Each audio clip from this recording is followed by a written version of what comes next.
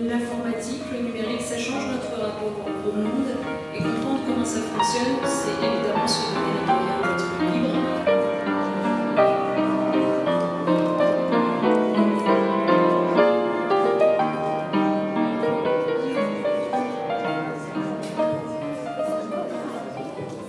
C'est important de comprendre que le codage, c'est ce langage qui dépasse le simple caractère ludique d'un écran. C'est vraiment un langage, un raisonnement. La présence dans les programmes de la scolarité obligatoire, en effet, à chaque niveau, ne signifie pas que tout le reste disparaît au profit de ça. Ça veut dire qu'en plus d'apprendre à écrire de façon manuscrite, à compter, à lire comme ils le faisaient déjà, les élèves, c'est vrai, apprendront à l'école primaire à taper au clavier. Moi, je trouve ça formidable, honnêtement. De toute façon, je veux dire, c'est un monde dans lequel ils baignent. Après, de la même façon qu'au plus jeune âge, apprendre à taper au clavier, un peu plus tard, apprendre les règles de l'algorithmique, apprendre la programmation. C'est un monde dans lequel ils baignent. Donc soit on leur en donne les clés, soit on les laisse se mouvoir dedans complètement démunis. Ça ne veut pas dire que cette programmation et ce codage doivent prendre le pas sur le reste, pas du tout. Ça veut dire que c'est une compétence de plus qu'ils doivent acquérir. Cette compétence de plus, elle leur sera utile tout particulièrement si un jour ils décident d'en faire leur métier. Or, il se trouve qu'il va y avoir des perspectives professionnelles de métier évidentes dans ce domaine.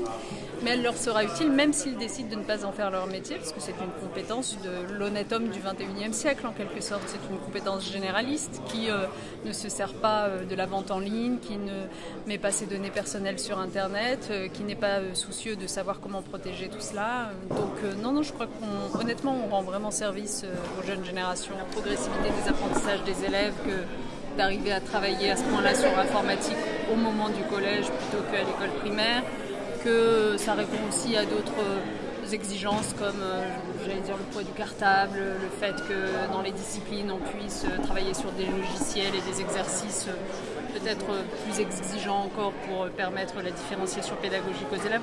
Ça ne veut pas dire que plus tard, il ne faille pas poursuivre cette démarche en remontant en amont à l'école primaire. De fait, quand vous voyez dans un certain nombre de communes, ce choix a d'ores et déjà été fait et les communes ont décidé d'équiper elles-mêmes les écoles primaires. C'est la raison d'ailleurs pour laquelle cette année, dans la préfiguration du plan numérique, les 600 établissements scolaires qui se prêtent au jeu sont à la fois des collèges et des écoles primaires, parce qu'on a envie aussi de faire évoluer notre réflexion sur quels outils sont adaptés, quelle pédagogie, etc., y compris à l'école primaire, pour être prêt à l'appliquer le jour où on équipera à ce moment-là. Apprendre à coder à l'école, c'est veiller à ce que tous les enfants apprennent à coder. Réserver le code au périscolaire, c'est peut-être ne pas permettre à tous les enfants de coder. Non, alors soyons clairs, le code de fait apparaît dans les nouveaux programmes, donc ça s'apprendra bien dans les enseignements de la scolarité obligatoire. Ça s'apprend de différentes façons, le code. Ça peut s'apprendre de façon déconnectée, avec une feuille de papier ou avec des Legos, enfin les enseignants savent faire cela. Ou ça peut s'apprendre de façon connectée. De façon connectée ne nécessite pas nécessairement un équipement individuel pour chaque élève d'école primaire de France. Et une salle d'informatique, et on sait que toutes les écoles primaires, sauf exception, en ont, une salle informatique, peuvent suffire à le faire. Puis par ailleurs, donc, il y a le temps périscolaire. Donc, ces activités périscolaires pour lesquelles nous avons décidé de mobiliser de l'argent, nous, l'État, alors que normalement c'est de la compétence des communes, mais 20 millions d'euros au PIA ont été mobilisés pour financer des associations qui vont, pendant le temps périscolaire, offrir des modules d'apprentissage du codage et de la programmation. Donc c'est progressivement que les enfants vont entrer dans cette nouvelle compétence. Alors on le voit à l'école primaire, on le voit au collège et au lycée. Collège. Et au collège, c'est encore plus évident puisque le collège, c'est le lieu qui a été choisi par nous pour mettre en œuvre le grand plan numérique. Tout de même 1 milliard d'euros sur 3 ans qui vont permettre notamment d'équiper là, pour le coup, individuellement chaque collégien de France sur les 3 ans et donc d'aller plus loin dans cet apprentissage. Et en termes de progressivité des apprentissages dans la scolarité, c'est pas mal que ça arrive à ce moment-là.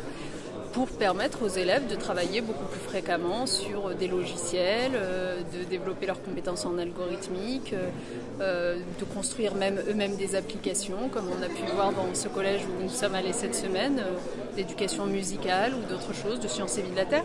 Donc au collège, je crois qu'on peut dire que clairement sur les 3 ans qui viennent, entre 2016 et 2018, grâce à nos nouveaux programmes et grâce au plan numérique, les élèves seront enfin armés pour faire face au monde numérique qui les entoure. Merci beaucoup. Merci. Aujourd'hui, nos élèves, je pense davantage aux collégiens, aux lycéens, ont l'habitude de se servir d'un navigateur, d'ouvrir une page web. Mais combien savent que ces pages sont codées en HTML? Combien comprennent la façon dont fonctionne ce réseau? Et ceux qui utilisent un célèbre moteur de recherche, savent-ils seulement qu'ils n'obtiendront pas les mêmes résultats et une même requête que d'autres utilisateurs? Et oui. Savent-ils que ce moteur de recherche favorise moins l'ouverture qu'il n'engendre en réalité un resserrement de notre horizon autour des pages analogues à celles que nous avons appréciées précédemment? Ce que je suis en train de vous dire là n'est pas anodin, parce que ça veut dire que si vous cliquez toujours sur des pages qui développent des théories complotistes, par exemple, eh bien, à chaque fois que vous ferez une recherche, y compris sur des sujets qui n'ont rien à voir, ce sont vers des sites complotistes similaires que vous renverront en priorité ces recherches futures. Et le réseau devient alors un filet qui vous entrave et qui vous isole.